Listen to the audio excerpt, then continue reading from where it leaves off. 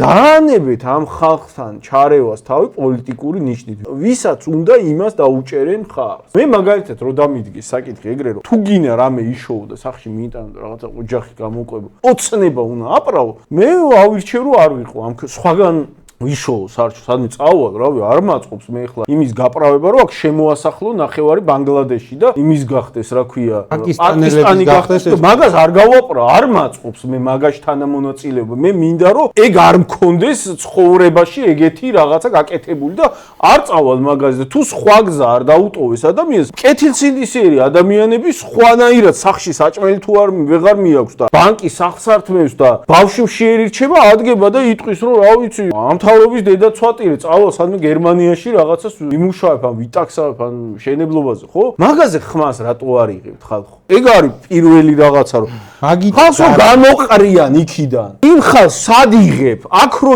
იღებ, აქ ხო სამართალი მაინც უნდა დაახვედრო, არ არის ლაპარაკი იმაზე რომ აშენებული ეკონომიკა, ეგეც უნდა იყოს წესით, მაგრამ რომ მოვა და რავი, პურის საცხობს თავისით იწვალე და პურის საცხობი გახსნა კაცმა ან ტაქსაობა დაიწყო და დაადგა ხელისუფლება, გაიგე და შენ მე ხმას რატო არ მაძლევ და რატო არ აპრავებ ინტერნეტში პაკისტანელების შემოსახლებას ჯარიმა გაქვს დაწერილი ხა მასე რომ დაუყენებ საკითხს ადამიანი ადგილ წავა ჩაბარდება ხო უცხოეთში